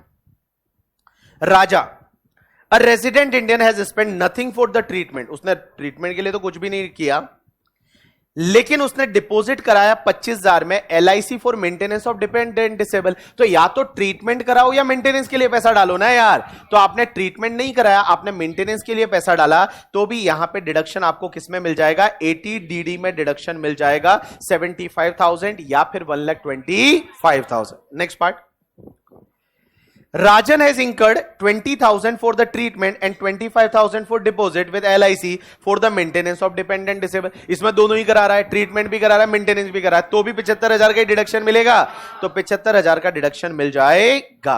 Last part, payment of 50,000 by cheque to the electoral trust by Indian company. Indian company ने इलेक्टोरल ट्रस्ट को 15,000 रुपीज चेक से डोनेशन किया, डिडक्शन कौन सी सेक्शन में मिलेगा, 80GGB। गड़बड़ घोटालेबाज, ऐसा याद रखेंगे, क्या रखें, गड़बड़ घोटालेबाज, और सी में चालबाज, ठीक है, गड़बड़ घोटाले चालबाज, पॉलिटिकल पार्टी, ठीक है। हाँ चलिए, एक काम करिए, चलिए अब एक काम करिए, क्वेश्चन नंबर 18 हो गया, क्वेश्चन नंबर 19 हुआ क्या? 19 नहीं हुआ था, क्या बात कर रहे हो, तो 19 तो अभी करेंगे। चलिए आ जाइए सब लोग क्वेश्चन नंबर 19 पे। कितने सारे क्वेश्चन, अरे तुम पढ़ रहे हो साथ साथ में कि नहीं सॉल्यूशन को, या सिर्फ मुझे देख रहे हो? हाँ। चलिए, परसों हमारी पार्टी थी दिल्ली में, पार्टी की हमने, बहुत मजे किए हम लोगों ने। हाँ देखा देखा, अच्छा हाँ वो भी आई, वो मेरी स्टूडेंट थी ना नेहा। हाँ क्या बोल रहे हैं? मेरी गर्लफ्रेंड का किस्सा, अब उसको पता किसके साथ क्या था, मेरे को क्या पता है? मेरी गर्लफ्रेंड का किस्सा मुझे कैसे पता रहेगा? कैसे? मेरी गर्लफ्रेंड रही नहीं, सच बताओ तो। चलिए संयम, क्वेश्चन नंबर 16 में 3,500 का डिडक्शन नहीं लिया क्योंकि उसमें वो post office saving bank account नहीं था ना। चलिए अब आप आ जाइए question number 19 A. Question number 19, for the assessment year 24-25 the gross total income of Chaturvedi resident in India was 8,18,000। तो 8,18,000 GTI है, ये ग्रॉस टोटल इनकम है। Which include the long term capital gain 2,45,000 taxable under section 112। Short term capital gain 58,000 normal वाला है। Gross total income also include interest income 12,000 from saving bank deposit and 40,000 interest on the fix deposit with the bank. Chaturvedi has invested in the PPF of 1,20,000। एक बात बताओ, PPF का deduction कहां मिलेगा? कहां मिलेगा? कहां मिलेगा? एटीसी। तो मैं बोलूं पीपीएफ का डिडक्शन इसको एटीसी में मिल जाएगा। अरे बोलो हां। उसके बाद he also paid a medical insurance premium of 51,000, 51,000 का प्रीमियम पे किया। 80D में मिलेगा, बट देखना पड़ेगा 25 मिलेगा या 50, देखना पड़ेगा इसका एज क्या है। एक काम करते हैं, लास्ट लाइन पहले पढ़ लेते हैं। Compute the total income and tax thereon of Chaturvedi who is a 70 years old। तो मैं बताऊं सीनियर सिटीजन है, तो बेटा 51 में से 50,000 का डिडक्शन कहां पे मिल जाएगा? 80D में। चलिए आगे। Chaturvedi also contributed 50,000 to public charitable trust. अब एक बात बताओ, इसने ये 50,000 रुपया जो है ये पब्लिक चैरिटेबल ट्रस्ट को पे किया, जो कि एलिजिबल है 80G में डिडक्शन के लिए, अकाउंट पे ही चेक से उसने पे किया है। अब एक बात बताओ, जब ये 50,000 पब्लिक चैरिटेबल ट्रस्ट को पे किया है तो इसका डिडक्शन 80G में मिलेगा। किस में मिलेगा? 80G। देखो 80G में 4 कैटेगरी थी, पहले अनलिमिटेड कैटेगरी और लिमिटेड। अनलिमिटेड में 2, लिमिटेड में 2। अनलिमिटेड में क्या था कि अनलिमिटेड में एक तो था 100% अनलिमिटेड, जहां जहां पीएम आता है, सिर्फ एक पीएम को छोड़ के, पीएम ड्रॉट को छोड़ के, बाकी सब जगह पीएम, नेशनल, आर्मी जो दिखता है 100%, और पीएम ड्रॉट में कितना? 50%। एक होता है लिमिटेड कैटेगरी। लिमिटेड में था फो एंड एसटीसी मोबाइल, फो में 100%, एसटीसी मोबाइल में 50%। तो एसटीसी मोबाइल में एच का मतलब था housing development, temple, church, mosque, gurdwara repair. C का मतलब चैरिटेबल ट्रस्ट। तो मैं बताऊं ये 50% लिमिटेड में आएगा। अरे बोलो हां, 50% लिमिटेड में आएगा। तो एक बात समझिए, 50% लिमिटेड में तो आएगा, लेकिन सर अब लिमिटेड का मतलब क्या? तो लिमिटेड का मतलब होता है कि आपका जो भी आपने डोनेशन दिया है और आपको कितना लेने का? 10% of adjusted total income which ever is lower. अब एक बात बताओ, जितना आपने डोनेशन दिया, तो यहां डोनेशन तो चैरिटेबल ट्रस्ट को 50,000 दिया है। अब 10% of adjusted total income, adjusted total income कैसे निकालने का? पहले आप जीटीआई निकाल दो, बट जीटीआई में से एक्सक्लूड स्पेशल रेट्स का इनकम। जो स्पेशल रेट्स की इनकम है उसको आप एक्सक्लूड कर दो। तो मुझे एक बात बताओ, आपकी ग्रॉस टोटल इनकम है वो आई थिंक 8,18,240 है। उसमें से स्पेशल रेट्स की इनकम वाला सिर्फ एंड सिर्फ आपका लॉन्ग टर्म कैपिटल गेन है। Short term capital gain normal वाला है, 111A वाला होता तो स्पेशल रेट्स वाला होता। नॉर्मल है शॉर्ट टर्म कैपिटल गेन, तो नॉर्मल वाला तो स्लैब रेट से जाता है। तो एक बात बताइए, 8,18,240 में से 2,45,000 लेस करिए, 5,70,2। अब एक बात बताओ, इसमें से ऑल डिडक्शन लेस कर दो, एक्सेप्ट कौन सा? 80G को छोड़ के। तो ऑल डिडक्शन में देखो 80C में पीपीएफ का डिडक्शन कितना मिलेगा? हाँ 1,20,000। अब एक बात बताओ, उसके साथ में 80D में कितना? 50,000 मिलेगा। एंड गाइस एक बात बताओ, यहां पे 80TTB भी मिलेगा। अरे 80TTB मिलेगा ना, क्योंकि ये इंटरेस्ट है और सीनियर सिटीजन है, इसका इंटरेस्ट एक तो 12,000 सेविंग वाला है, एफडी वाला 40,000, तो टोटल 52,000 हुआ, और 52,000 में से 50,000 का डिडक्शन 80 टीटीबी में मिल जाएगा। तो देखो कितना बचा, इन तीनों को लेस करो, 3 लाख 240, तो 353 240 का आप 10% लो, 35,000 35 320 35 324, तो लोअर कितना आया 35 324 में, बताओ 50% डिडक्शन मिलता है लिमिटेड कैटेगरी में इसमें, तो 50% कितना है 17 662, इतने का डिडक्शन आपको मिल जाएगा। 17,662 है, उतने का डिडक्शन आपको 80G में मिलेगा, ये 80G में डिडक्शन मिल जाएगा। आंसर भी सेम आया ना 17,662, इतना डिडक्शन आपको 80G में मिल जाएगा, 280G में। STCG जो है वो स्पेशल रेट्स वाला नहीं आता ना बेटा, STCG नॉर्मल रेट से जाता है।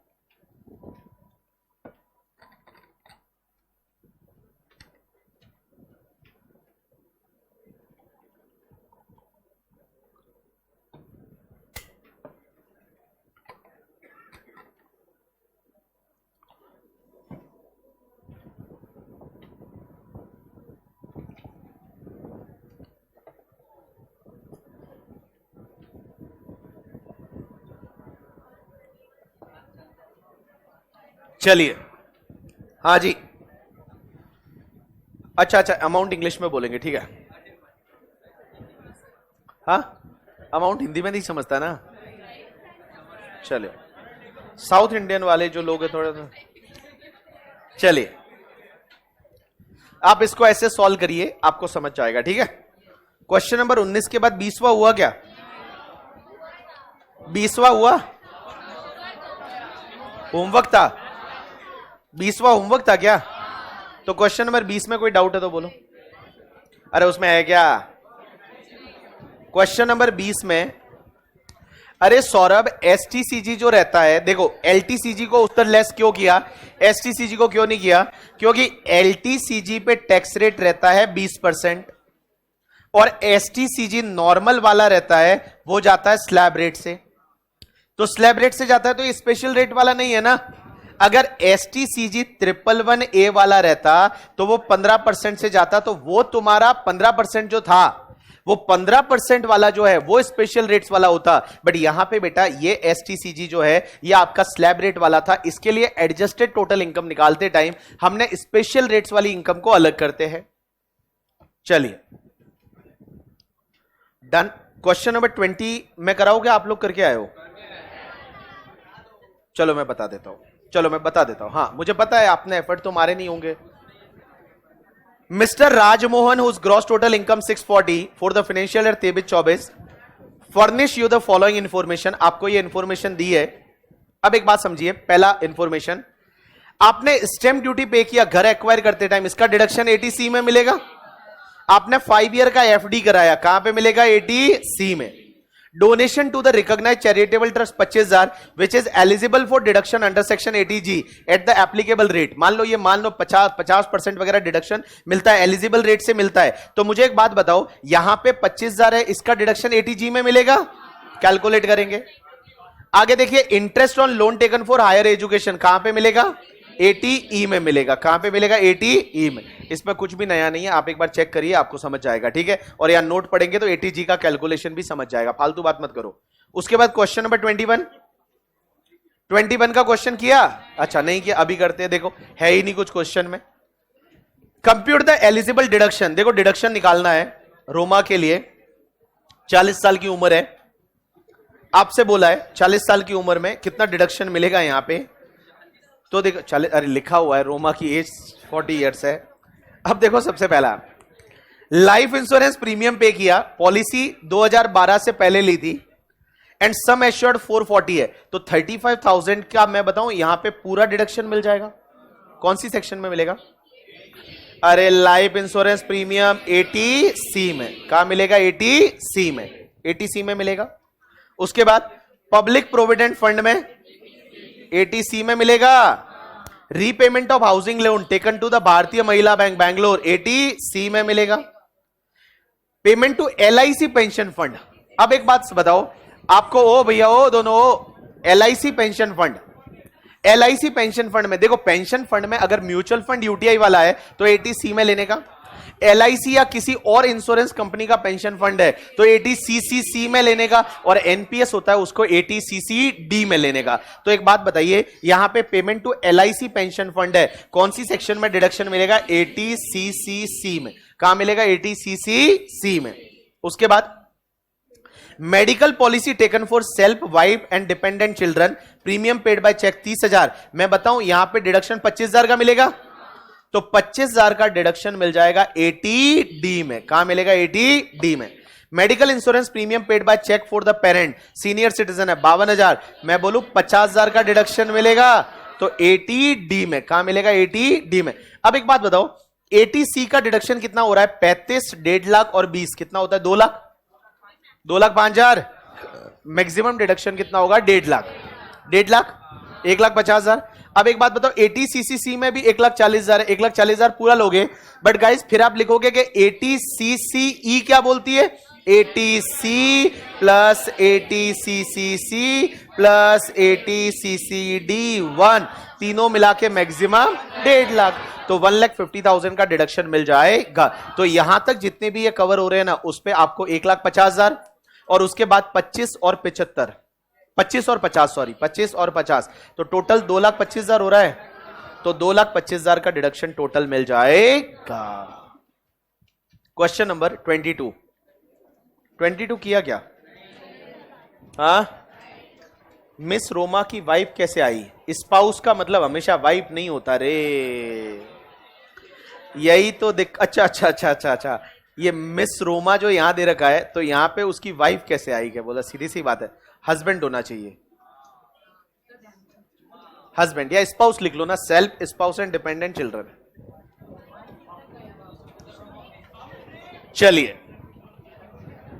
चलिए क्वेश्चन नंबर 22 पे आ जाइए। एक बात समझ में नहीं आ रहा है, सब क्वेश्चन मैं ही क्यों करा रहा हूं? एक बात बताओ, मैं कुछ होमवर्क भी तो दे सकता हूं।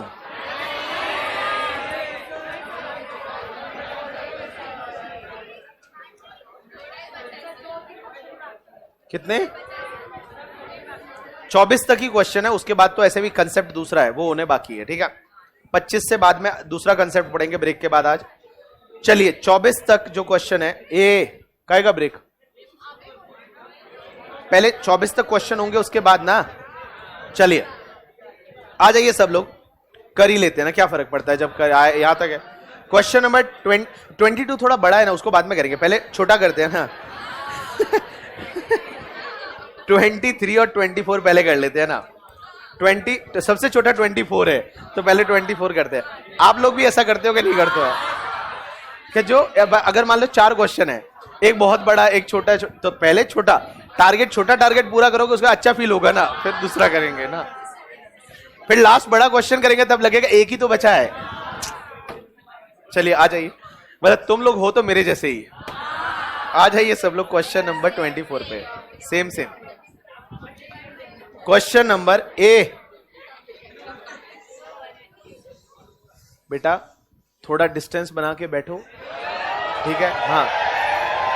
हाँ ठीक है, इतना भी चिपक के मत बैठो, ठीक है? और वो भी आंखों के सामने बैठे हो, ऐसा हो तो कॉर्नर में जाके वहां कॉर्नर सीट लेके बैठो। लीना ये क्या कर रही हो तुम यार? हाँ क्या मतलब, हाथ तुमने कहां रखा, वो मुझे उससे मतलब नहीं, बट भाई चलिए आ जाइए क्वेश्चन नंबर 24 पे। हाँ, a mister X resident individual, he deposited 50,000 with Life Insurance Corporation every year for maintenance of his disabled grandfather.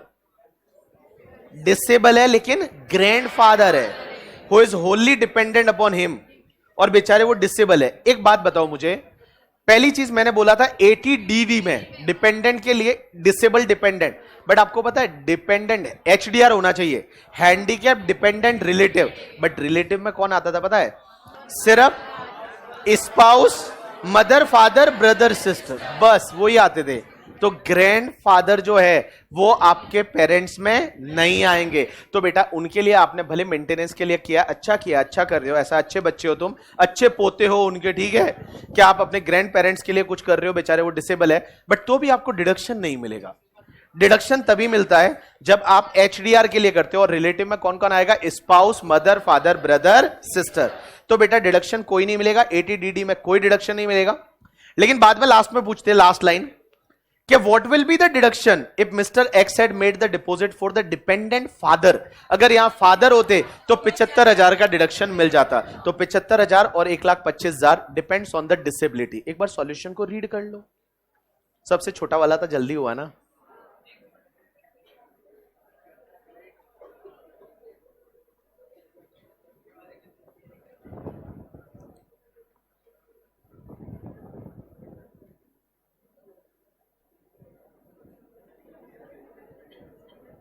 चलिए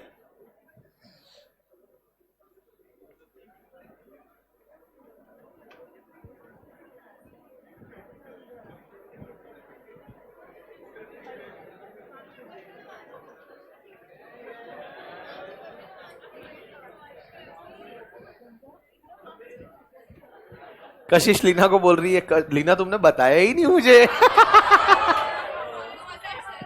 चलिए क्वेश्चन नंबर 23 पे आ जाइए। 80 डीडीपी में नहीं मिलेगा ना, वो तो दिल दहलाने वाली बीमारी होनी चाहिए, बीमारी नहीं है ना, यहाँ पे डिसेबल है सिर्फ। चलिए ये बोल रहा है कॉम्पैक्ट में 10वां 11वां चैप्टर नहीं है, ऐसा नहीं होगा, है करके, ठीक है। ऐसा नहीं होगा कि टॉपिक ही नहीं है, वैसा नहीं होगा, है। चलिए तुमने देखा नहीं होगा, प्यार से देखो एक बार। Question number 23। हाँ ओ कशिश देखो बेटा, हाँ क्वेश्चन नंबर 23। दीपक, बंदे का नाम है दीपक। तुम्हारे लिए इंस्पायरेशन भी वही है, ठीक है। Deepak is a retired government officer. Deepak जो है वो रिटायर्ड गवर्नमेंट ऑफिसर है, जिनका एज 65 ईयर्स है। 65 ईयर्स मतलब सीनियर सिटीजन है। रिसाइड इन हैदराबाद, हैदराबाद में रहते हैं। Derive following income assuming that he has exercised the option of shifting out from default taxation regime। 115 BSc नहीं चाहिए। उनकी पेंशन इनकम है 6,60,000 की। अब एक बात बताओ, 6,60,000 की पेंशन है, पेंशन सैलरी एंड में जाएगी? अरे बोलो हाँ। और interest from bank on the FD जो है वो 55,000 अदर सोर्सेज में जाएगा। अब एक चीज ध्यान रखना, कभी भी एग्जाम में आपको सिर्फ पेंशन वर्ड दे रखा है या आपको सिर्फ सैलरी वर्ड दे रखा है, सिर्फ सैलरी, कंप्यूटेड वर्ड नहीं दे रखा, तो आपको 50,000 का स्टैंडर्ड डिडक्शन लेना है। बट अगर मान लो ऐसा दे रखा है सैलरी कंप्यूटेड, तो आपको 50,000 का स्टैंडर्ड डिडक्शन नहीं लेना। तो यहां पे एक बात बताइए, सिर्फ पेंशन दे रखा। अब आप बोलोगे सर हमको तो बताया था पेंशन में एग्जेम्पशन मिलता है गवर्नमेंट एम्प्लॉय का। ए गाइस, वो पेंशन दो टाइप की दी थी, एक था पता है कम्यूटेड और एक अनकम्यूटेड। अनकम्यूटेड मतलब अंडे सबके लिए टैक्सेबल थे, कम्यूटेड मुर्गी वो एग्जेम्प्ट होती थी। अब यहां पे कुछ नहीं दे रखा, तो हमेशा पेंशन मतलब अनकम्यूटेड मानने का। क्या मानने का? अनकम्यूटेड। अनकम्यूटेड का मतलब होता है मंथली पेंशन। क्या मानने का? Monthly pension. देखिए क्या दे रखा है, compute the total income of mister Deepak for the assessment year 24-25 from the following particular. ये जो डिटेल दे रखी है इससे आपको क्या करना है, दीपक की टोटल इनकम निकालनी है मिस डिडक्शन के बाद। पहला, life insurance premium paid by cheque 22,500 for issuance of insurance of his life. The insurance policy was taken in 2016। Sum assured is 2 lakh. एक बात बताओ, 2 लाख है, 2016 में लिया है, तो 10% वाला लिमिट लगेगा। तो मैं बोलूं डिडक्शन कितने का मिलेगा? 20,000। 20,000 का कौन सी सेक्शन में मिलेगा? 80C में। दूसरा, premium of 26,000 paid by cheque for his health insurance of his and his wife, तो मैं बोलूं 25,000 का मिलेगा 50,000, 50। अरे सीनियर सिटीजन है, अरे खजूर सीनियर सिटीजन है ना, तो मैं बोलूं पूरा डिडक्शन मिल जाएगा 80D में। उसके बाद next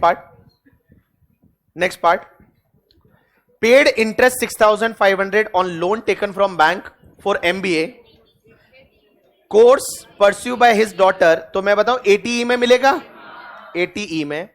and sum of 15,000 donation in cash to the institution. एक बात बताओ, कैश में इंस्टीट्यूशन, चैरिटेबल इंस्टीट्यूशन को डोनेशन दिया फैमिली प्लानिंग प्रमोशन के लिए वगैरह, नहीं मिलेगा। 2,000 से ज्यादा का donation it should be made by any mode other than cash, तो इसका डिडक्शन नहीं मिलेगा। हो गया। चलो देखो सॉल्यूशन देखो मेरी तरफ क्या देखो, सॉल्यूशन देखो, हाँ सॉल्यूशन देखो, सॉल्यूशन हो गया तो क्वेश्चन नंबर 22 रीड करो।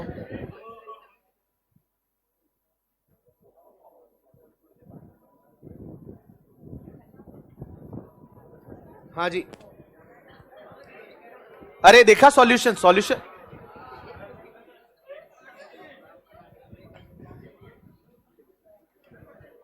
ओ भैया ओ बेटा, क्वेश्चन जब सॉल्यूशन देखने को बोला, सॉल्यूशन देखना है, और क्या देख रहे हो, सॉल्यूशन देखो।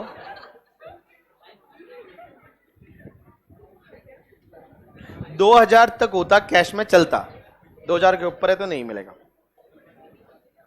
आ जाइए,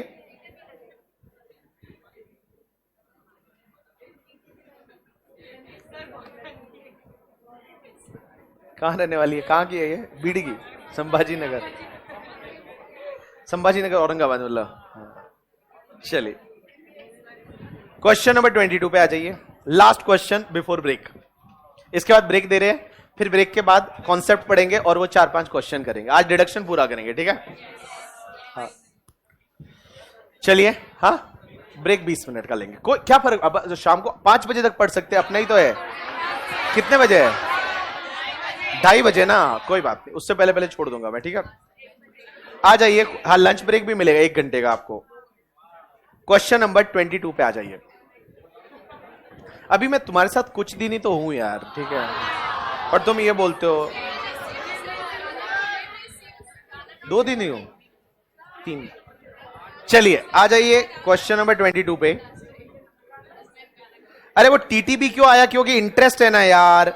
देखो एक बात बताओ, इंटरेस्ट का हमेशा ध्यान रखो, सेविंग बैंक का इंटरेस्ट है 80 टीटीए में लेने का नॉन सीनियर सिटीजन, और सीनियर सिटीजन है तो सेविंग या एफडी कोई भी इंटरेस्ट हो 50,000 तक 80 टीटीबी में। देखिए क्या दे रखा है, आ जाइए क्वेश्चन नंबर 22 पे। Compute the deduction available to Mr Dhyanchand under chapter 6A for the assessment year 24-25। Senior citizen है या नहीं है? Dhyanchand age 65 years, working with ABC limited, his income comprise of salary 18,50,000 है, 18,50,000 का उसका सैलरी वगैरह है। इंटरेस्ट ऑन एफडी है 75,000, तो एफडी का इंटरेस्ट देखो दिखता है ना, जब एफडी का इंटरेस्ट दे रखा तो 80 टीटी भी ले लेने का है, ठीक है। हाँ, he submit the following particular investment वगैरह किया, वो सब दे रखा है। 115 बीएससी नहीं ले रहा है, क्योंकि 115 बीएससी लेता है तो ऐसे भी कुछ भी नहीं मिलता है करके, ठीक है। आज मैं आपको 115 बीएससी पढ़ा लूंगा, ठीक है। जो पहले 2 पेज छोड़े थे ना, वो बुक लेके आए हो या नहीं लेके, कल लेके आ जाना, ठीक है, कल वो पढ़ाऊंगा 115, ठीक है। चलो उसके बाद आ जाइए नेक्स्ट पार्ट। सबसे पहला, डिपोजिट 1,50,000 इन पीपीएफ, कौन सी सेक्शन में डिडक्शन मिलेगा? 80C में पीपीएफ का ले लो। Payment of life insurance premium 62,000 62,000 on the policy taken on 1/4/2017 to insure his own life, 4 lakh sum assured है, तो 10% से ज्यादा नहीं हो सकता। अब एक बात बताओ, 10% से ज्यादा नहीं हो सकता तो मैं बोलूं 40,000 मिलेगा, लेकिन किस में मिलेगा, कौन सी section? 80C। Deposit 45,000 in the 5 years term deposit with the bank, 80C में। अब देखो 80C कितना सारा हो गया, 1.5 लाख, 40,000, 45,000, सब मिला के तो 1.5 लाख से ज्यादा हो रहा है। 80C में मैक्सिमम कितना मिलेगा? तो ये 3.80C से रिलेटेड है, मैक्सिमम डिडक्शन आपको 1.5 लाख का मिल जाएगा। आगे क्या दे रखा है, नेक्स्ट पार्ट। ए भाई अगला पॉइंट सबसे इंटरेस्टिंग है, ध्यान देना। Contributed 2,10,000 being 15% of basic salary plus DA which is forming part of retirement benefit, 15% उसने पैसा डाला है to the NPS of the central government. अब matching amount was made by the ABC limited. अब एक बात बताओ, इसने 2,10,000 जो है वो एनपीएस में कंट्रीब्यूशन किया जो कि 15% है। एक बात बताओ, जब एनपीएस में कंट्रीब्यूशन किया खुद का कंट्रीब्यूशन, उसका डिडक्शन मिलेगा 80CCD1 में और एम्प्लॉयर के कंट्रीब्यूशन का मिलेगा 80CCD2 में।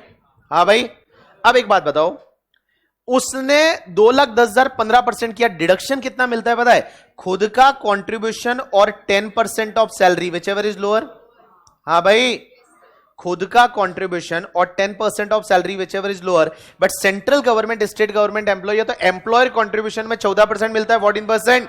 तो अब एक बात बताओ, यहां पे तो ये प्राइवेट एम्प्लॉय है तो 10% ऑफ सैलरी, तो 2,10,000 15% के लिए है तो 10% के लिए कितना आएगा? हाँ, तो 2,10,000 and 1,00,000 which ever is lower. तो 2,10,000 and 1,40,000 which ever is lower. अब एक बात बताओ, यहां पे एक और सेक्शन मैंने बताई थी 80CCD1B, और 80CCD1B क्या बोलती थी कि भैया अगर आपको 80CCD1 में डिडक्शन पूरा नहीं मिल रहा है तो आप 80CCD1B में कितना ले लीजिए? 50,000। भाई 80CCD1B में 50,000 ले सकते हैं। तो ये बंदा क्या करेगा? एक बात बताओ, यहां पे डिडक्शन 140 ही मिल रहा है एंड ऐसे भी मैं बताऊं 80CCD1 में तो कुछ नहीं मिलेगा क्योंकि 80CCE की लिमिट में आ जाएगा और 80C ऑलरेडी 1.5 लाख तो हो गया है। तो भाई 80C plus 80CCC plus 80CCD1 तीनों मिला के 1.5 लाख से ज्यादा नहीं हो सकता। तो ऐसे भी 1.5 लाख तो 80C ही हो गया है ना, तो इसको कुछ भी नहीं मिलने वाला यहां पे 1 में। तो आप एक काम करिए, 50,000 कहां पे ले लीजिए? 80CCD1B में। तो 80CCD1B में 50,000 लीजिए एंड 80CCD2 में आपका 1,40,000 का डिडक्शन मिल जाएगा। तो अगर आप देखोगे सॉल्यूशन में तो 50,000 लिया है 80CCD1B में एंड 80CCD2 में 1,40,000 है, उतने का डिडक्शन उसको मिल जाएगा। चलिए, CCD1 लिखोगे लेकिन CCD1 में डिडक्शन आप 1,40,000 का लिख लो एक बार, बट अल्टीमेटली तो नहीं मिलेगा। क्यों नहीं मिलेगा? क्योंकि 80CCE की लिमिट क्या बोलती है कि 80C plus 80CCC plus 80CCD1 तीनों मिला के मैक्सिमम कितना हो सकता है? 1,50,000। चलिए आगे देखिए क्या दे रखा है। On 1/4/2023 mediclaim premium of 1,08,000 and 80,000 as a lump sum to ensure his and his wife age 58 years। भाई वो सीनियर सिटीजन है, उसकी वाइफ सीनियर सिटीजन नहीं है, रेस्पेक्टिवली फॉर द 4 years। अब एक बात बताओ, इसने 1,08,000 रुपए का खुद के लिए एंड 80,000 रुपए का उसकी वाइफ के लिए, ऐसा ही है? अरे हाँ, उसने खुद के लिए और खुद की वाइफ के लिए हेल्थ इंश्योरेंस प्रीमियम पे किया 1,08,000 एंड 80,000। दोनों की टोटल कितनी होती है? 1,00,000। लेकिन कल मैंने आपको यह बताया था कि अगर कोई पॉलिसी 1 साल से ज्यादा के लिए है तो आपको जितने साल में वो पॉलिसी है उतने साल में डिडक्शन मिलेगा।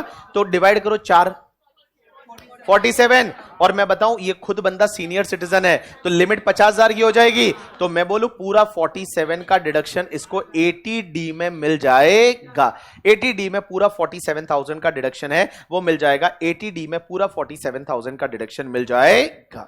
Next part, incurred 46,000 towards the medical expenditure of his father जिनका एज 85 years है, जो not dependent on him, no insurance policy taken for his father। अब एक बात बताओ, इसने फादर जी के लिए खर्चा किया है और फादर जी का मेडिकल ट्रीटमेंट कराया है 46,000 का। एक बात बताओ, कल मैंने आपको यह बताया था 80D पढ़ाते टाइम कि अगर आप मेडिकल ट्रीटमेंट का खर्चा कराते हो उस पर डिडक्शन मिल जाएगा अगर उस पर्सन के नाम पे हेल्थ इंश्योरेंस नहीं है। हेल्थ इंश्योरेंस नहीं है तो इसके पापा के नाम पे हेल्थ इंश्योरेंस नहीं है, 46,000 का डिडक्शन 80D में मिल जाएगा। लेकिन आप बोलोगे सर ये तो डिपेंडेंट नहीं है इन पे। एक बात बताओ, देखो मैंने बोला था 80D वाली सीरीज में डिपेंडेंट आता है, लेकिन 80D में डिपेंडेंट चिल्ड्रन था, 80DD में डिपेंडेंट रिलेटिव था 80DDB में भी डिपेंडेंट रिलेटिव था, तो यहां पे पेरेंट्स डिपेंडेंट नहीं है, चलेगा। यहां पे 46,000 का डिडक्शन है, वो आपको मिल जाएगा कौन सी सेक्शन में? 80D में। Last part, he spend 6,000 for the preventive health checkup of his wife. तो वाइफ का प्रिवेंटिव हेल्थ चेकअप का 5,000 का डिडक्शन ले सकते हैं, बट देखो वाइफ और उसके लिए ऑलरेडी 47,000 हो चुका है और सीनियर सिटीजन है, तो 3,000 और ले लीजिए, तो 3,000 का और डिडक्शन मिल जाएगा 80D में। 80D में 3,000 और का डिडक्शन मिल जाएगा। Next part, he has incurred expenditure of 90,000 for the medical treatment of his mother being the person with the severe disability. अब एक बात समझना, इसकी मम्मी जो है वो डिसेबल है। क्या है? डिसेबल।